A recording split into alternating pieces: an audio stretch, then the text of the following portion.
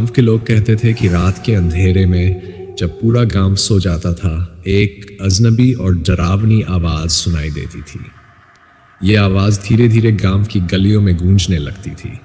कहते थे यह आवाज एक बुरी आत्मा की थी जो हर रात किसी के न खत्म होने वाले दर्द की चीखों के साथ गांव में घूमती थी।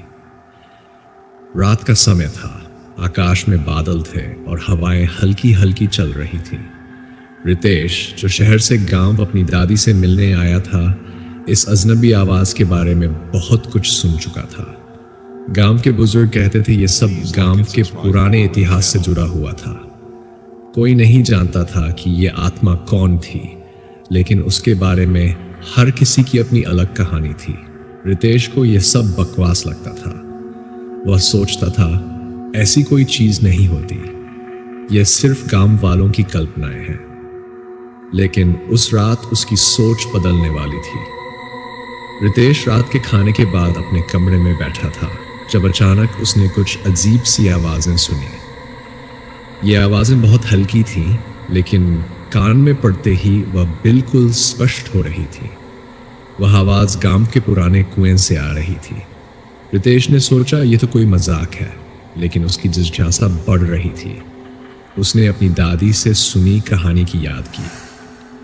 दादी कहती थी वह आत्मा केवल उन लोगों को अपनी आवाज देती है जिनकी आत्मा निर्भीक होती है।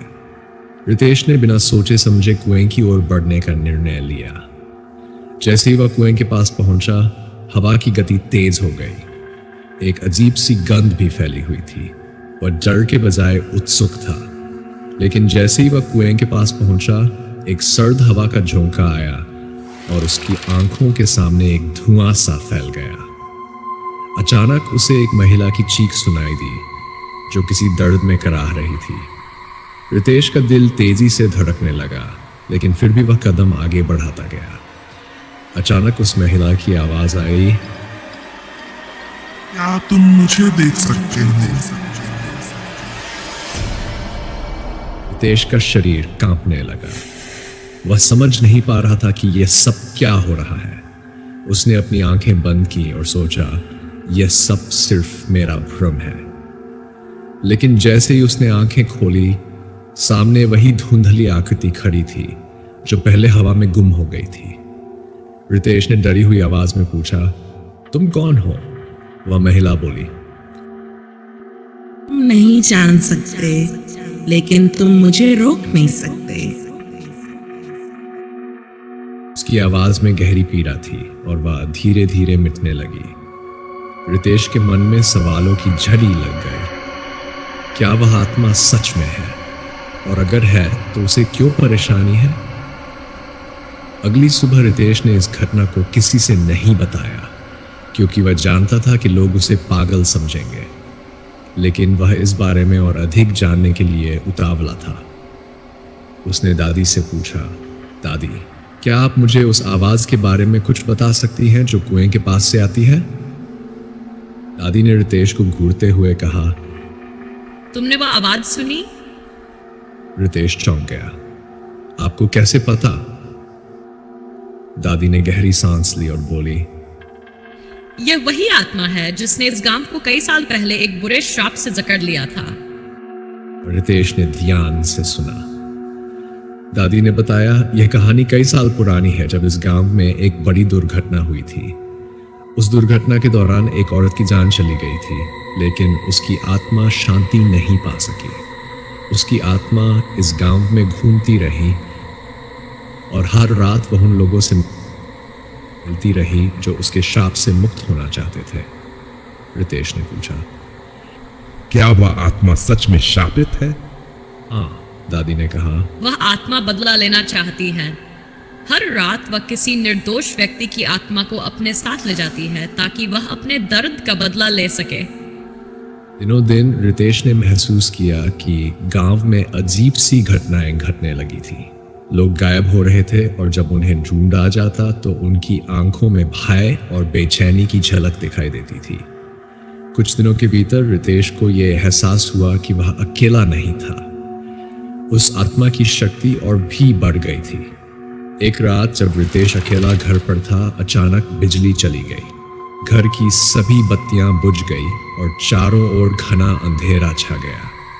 रितेश ने खिड़की से बाहर झांका तो उसे वही धुंधली आकृति दिखाई दी जो पहले कुएं के पास खड़ी थी। यह अब और भी स्पष्ट दिखने लगी थी।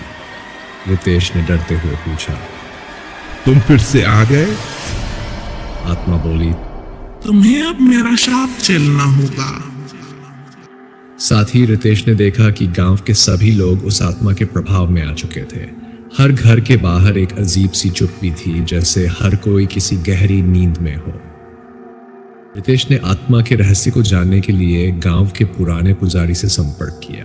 पुजारी ने कहा, यह आत्मा उस महिला की है जिसे अन्याय और विश्वासघात का शिकार बनाया गया था। मरने से पहले उसने बदले की कसम खाई थी। उसका शाप अब गांव पर है। रितेश ने पूछा, इसे रोका कैसे जा सकता है? पुजारी ने बताया,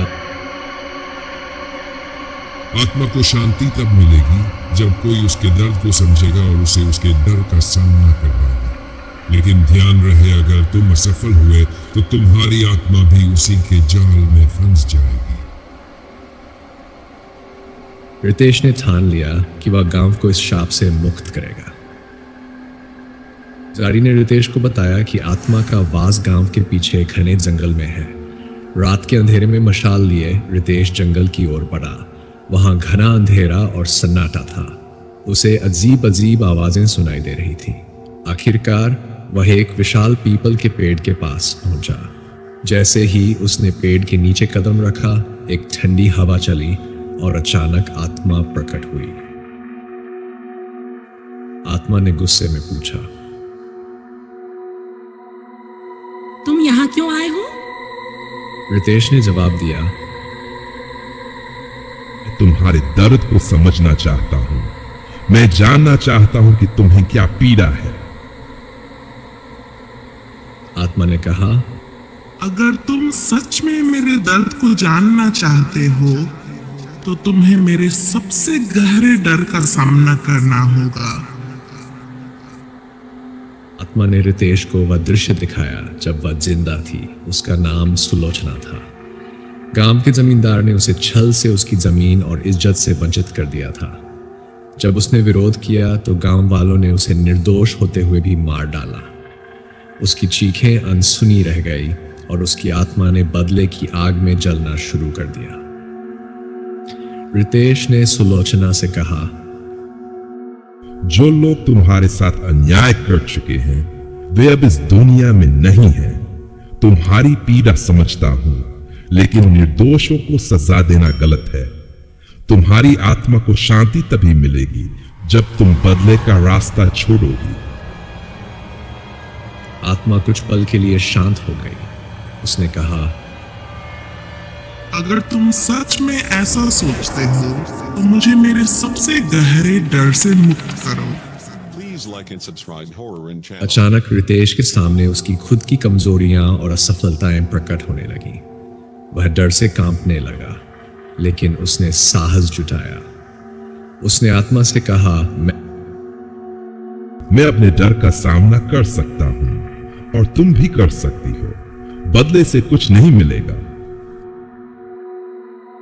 रितेश के साहस ने आत्मा को उसकी पीड़ा का एहसास कराया। धीरे धीरे आत्मा शांत हो गई। उसकी आवाज गूंजी, तुमने मुझे दिखाया कि बदला कोई हल नहीं है।